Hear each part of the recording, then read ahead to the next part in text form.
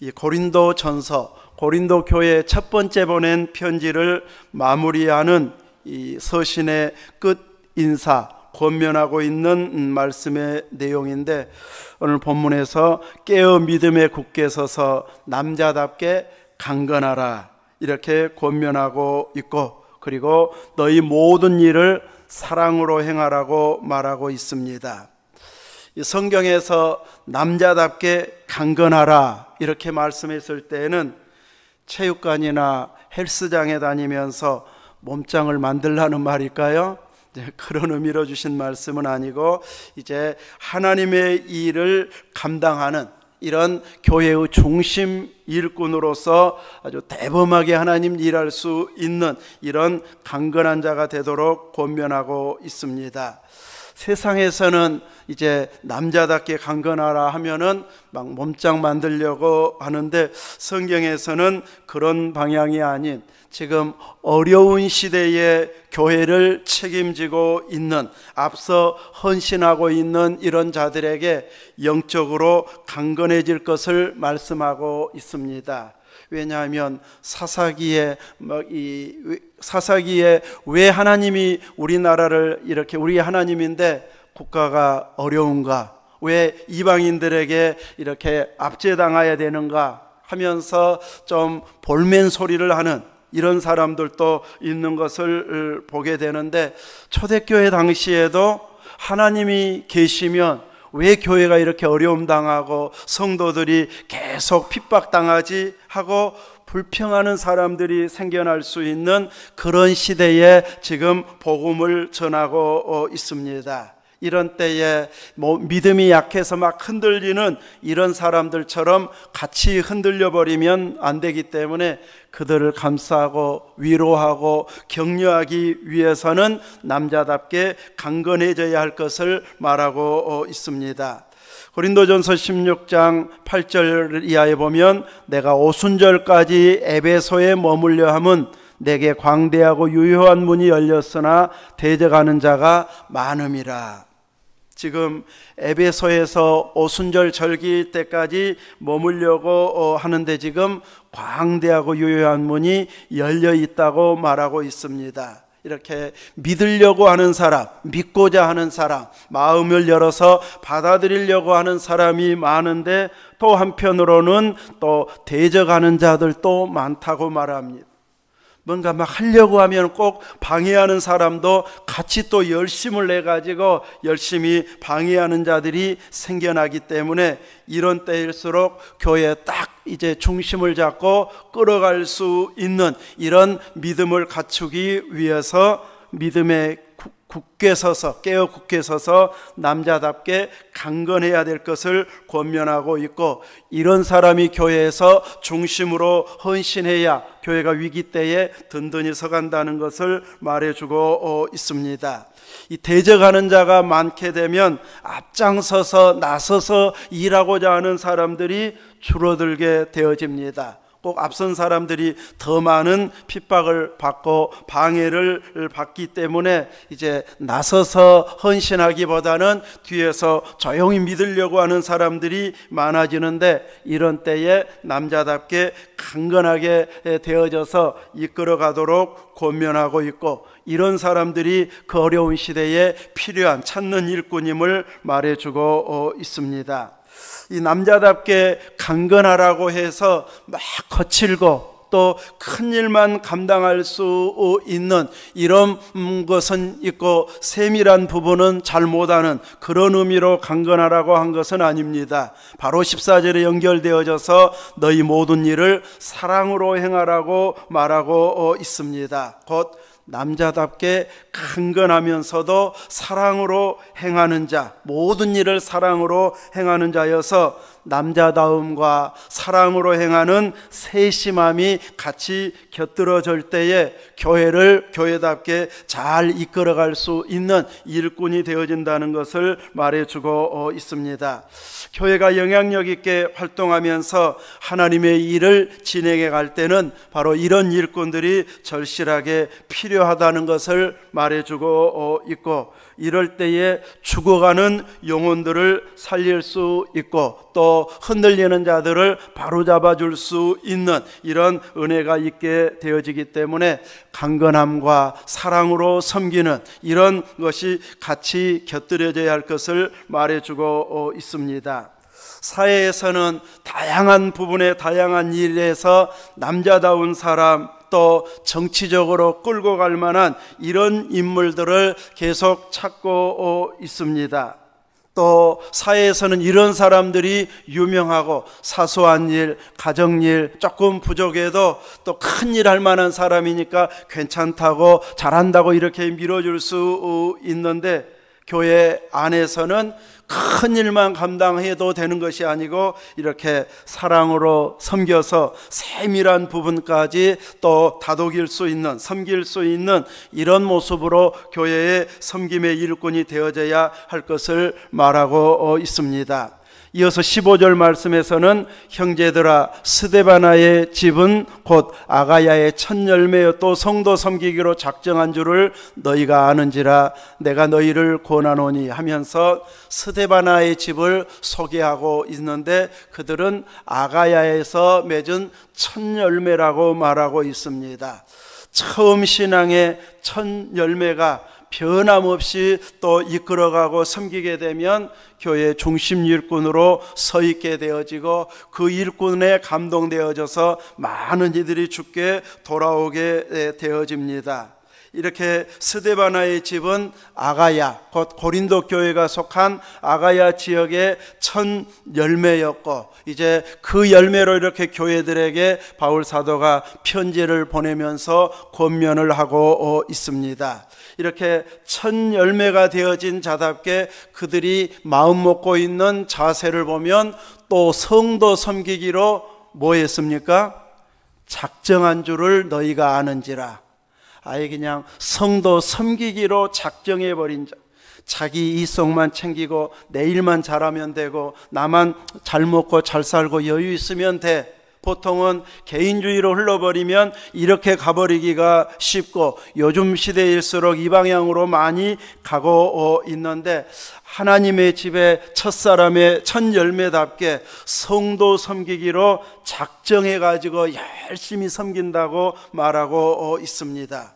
이 성도 섬기기로 작정하면 계속 무엇을 섬겨야 할지 찾게 되고, 또 찾은 것을 실행하게 되어지고, 작은 것이라도 어디에서 들어오면 또 나눌 데가 없는지, 돌아봐야 할 데가 없는지 늘 마음을 써서 한 사람 한 사람 섬기고자 하는 쪽으로 마음을 기울이면 뭔가 새로운 것이 생기고, 또 누군가가 나를 대접해주면 그냥 나 혼자 사용하지 않고 또 다른 사람을 섬기고 싶어하는 이런 마음이 있어서, 이제 혹 자녀들은 불만이 생길 수는 있지만 많은 사람들이 힘을 얻게 되어집니다. 옛날 우리나라 어려웠을 때에 그래도 성도들이 목회자는 잘 섬기겠다고 해서 열심히 이제 목회자를 섬기는데, 자녀들이 상 차리는 거 보면 먹고 싶어가지고 목사님이 남겨놓고 가기를 바랬는데 다 먹고 가면 울어버렸다 그러잖아요. 조금 남겨줄 줄 알았는데 다 먹고 가버렸다고. 그럴 정도로 목회자도 어려웠고 성도들도 같이 어려워가지고 조금이라도 섬겨갖고 먹고 싶다고 하면 기다려, 목사님 먼저 대접해야 돼, 이랬는데 가버려갖고 얼마나 서운했는지 막 그러다가 나중에 간증하면서 또 하나님 일하고 있는, 울었어도 그래도 그거 보고 들은 것이 있어서 또 하나님 일하는 이런 멋진 모습을 보게 됩니다. 이렇게 성도 섬기기로 작정하면은 하나님은 감당할 수 있는 힘을 공급해 주셔서 많은 희생을 하고 헌신했는데, 이런 사람들을 16절에 이 같은 사람들과 함께 일하며 수고하는 모든 사람에게 순종하라고 말합니다. 저 사람 저렇게 돼서 잘해, 그러고 끝나지 말고 같이 섬기라고 말합니다. 같이 일해서 이제 백지장도 맞들면 낫다고 하듯이 힘을 덜어주는 자, 같이 감당하는 자가 되어야 한다는 것이죠. 경제 원칙은 최소의 비용으로 최대의 효과를 누리는 것이 경제적입니다. 그런데 교회는 경제적으로 일하는 데가 아닙니다. 그냥 이 많은 것을 들여가지고 이제 소수만 누릴지라도 그 한 영혼을 위해서 기꺼이 희생하는 것이 교회이고, 그 한 사람이 변화되어져서 일꾼이 되면 나중에 얼마나 큰 일을 감당할지 모를 만큼 대단한 역사를 이루어가기 때문에 이렇게 앞서 섬기는 사람이 지치지 않도록 함께 일하는 자가 되어야 되고, 또 모든 사람에게 순종하라고 말하고 있습니다.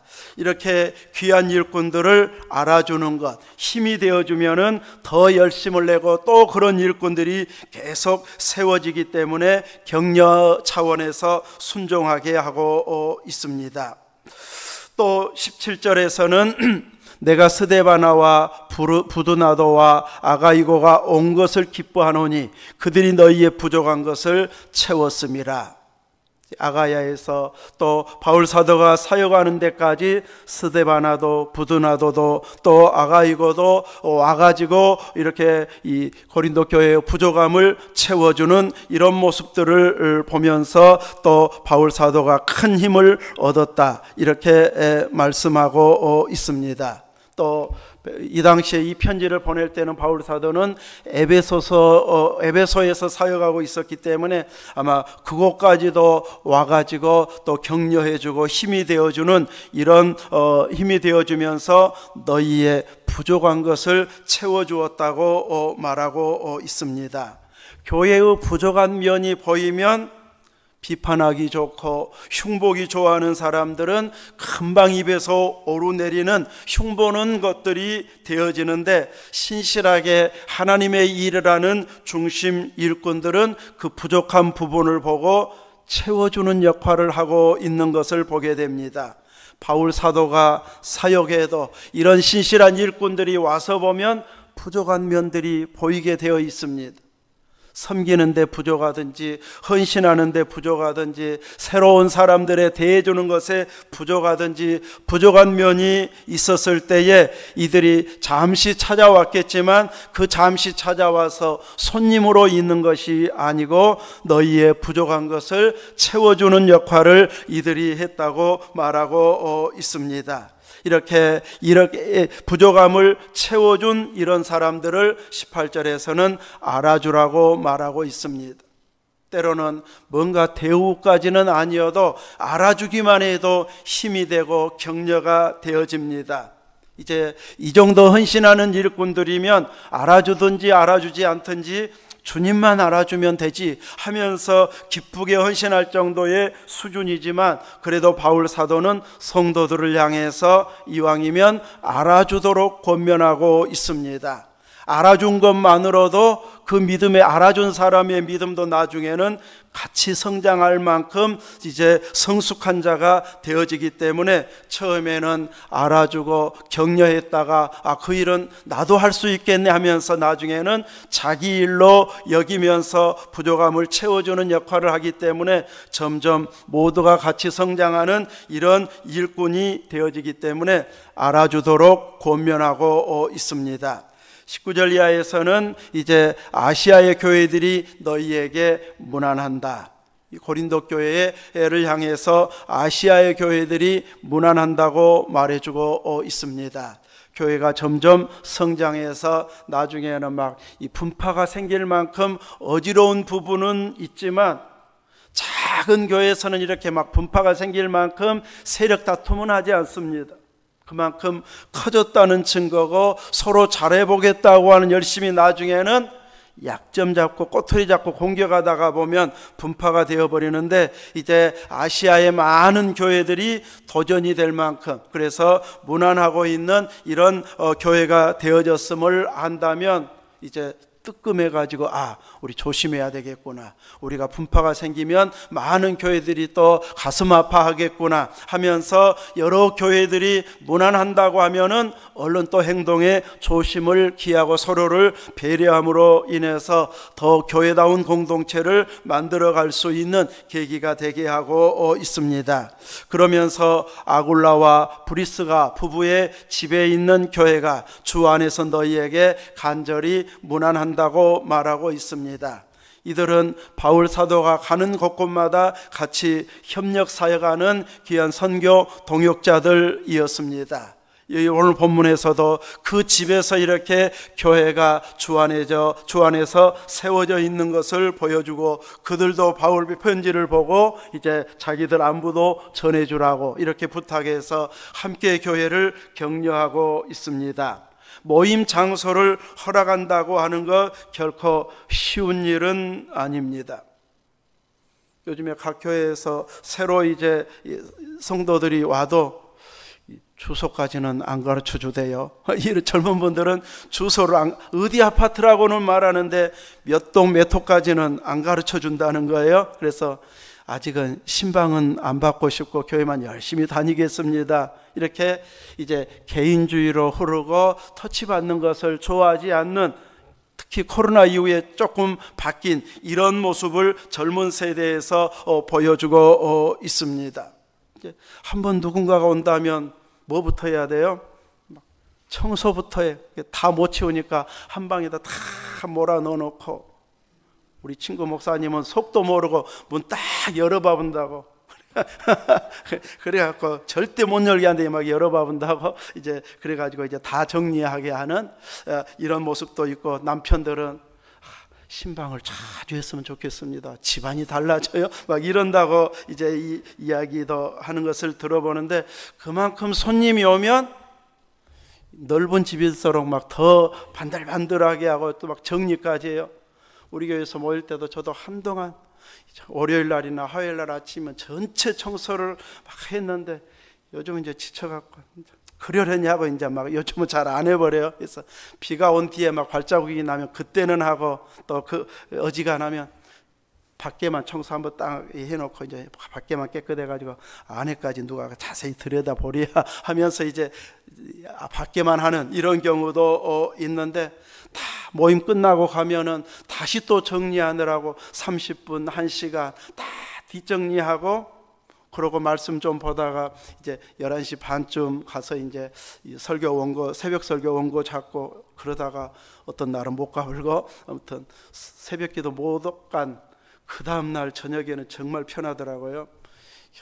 어제 설교해놓은 준비 그대로 가면 안 되니까 이래가지고 오늘 새벽에는 그냥 쉽게 나오긴 했는데, 이렇게 너무 늦게 들어가서 1시 넘어서 막 자다 보니까 4시 20분, 30분, 40분 3번 울리게 만들어놨는데 그것이 안 들릴 때가 있어요. 그것이 안 들릴 때가 있어요.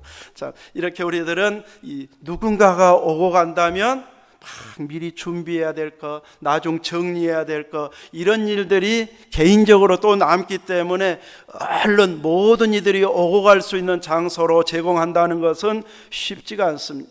스데바나의 집, 또 브리스가와 아굴라의 집이 교회로 이렇게 제공했다고 하는 것은, 많은 성도들이 왔다 갔다 하면은 오기 전에 청소하고 간 뒤에 다시 정리하고 또 언제 올지 모르니까 또 점검하고, 이런 불편함이 있어도 우리 집사 안 모였으면 좋겠다, 이런 분들은 이런 마음이 안 생깁니다.